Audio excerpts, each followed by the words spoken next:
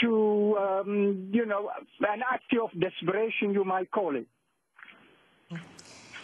What do people in Somalia feel about the pirates, the issue of pirates off the coast?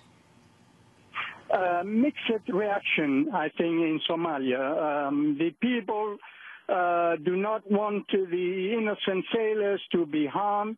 They don't want any major environmental disasters to happen by blowing up chemical or oil-carrying vessels, and they urge the pirates or fishermen pirates, they urge them not to do any such things.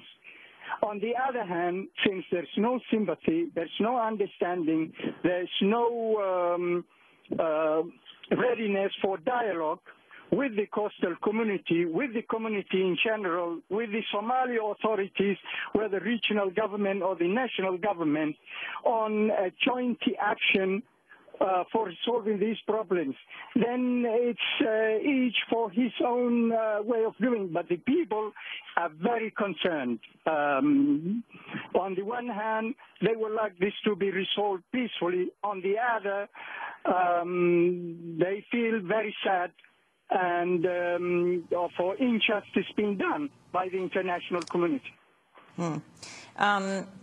A little more on the issue of toxic dumping, if you would, Mohammed Abshir Waldo. I don't think people in the United States understand exactly what it is you're referring to and how it affects people. Well, toxic dumping, industrial waste dumping, nuclear dumping, as you are probably aware and have heard and many people know, for quite some time, in the 70s mainly, in the 80s, in the 90s, there was a lot of waste of all these kinds that companies wanted to get rid of, following very strict environmental rules in their countries. So where else to take that in countries in conflict or weak countries who could not prevent them or who could be bought? So these wastes have been carried to Somalia. It's been in the papers. It has been reported by media organizations like Jazeera, I think like CNN. Many had reported about the mafia, Italian mafia, who admitted it, dumping it in Somalia for quite some time, for quite a long time.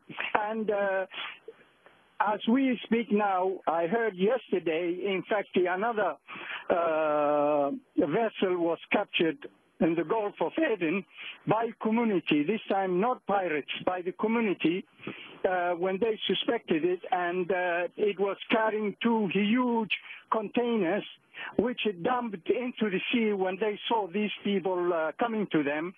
They have been apprehended. The vessel had been apprehended.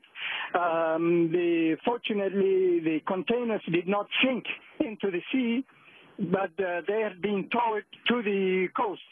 And this community have invited the international community to come and investigate this matter. So far, we don't have action. So this dumping, waste dumping, toxic dumping, nuclear waste dumping has been ongoing in Somalia since 1992. When I read your article, Mohammed Abshir Waldo, it reminded me of a controversial memo that was leaked from the World Bank. This was when Lawrence Summers, now the chief economic advisor, was the chief economist at the World Bank, in which it said, I think the economic logic behind dumping a load of toxic waste in the lowest wage country is impeccable, and we should face up to that. I've always thought that underpopulated countries in Africa are vastly underpolluted. He said he was being sarcastic. Actually, the more formal, official concern with this UN Habitat has also confirmed in various reports that this has been dumped in Somalia. the special representative of the Secretary General,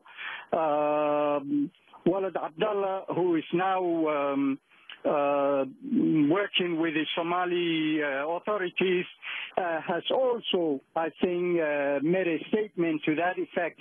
So it is very well known. It's not something hidden. It's not something we are making up. The world knows, but it doesn't do anything about it.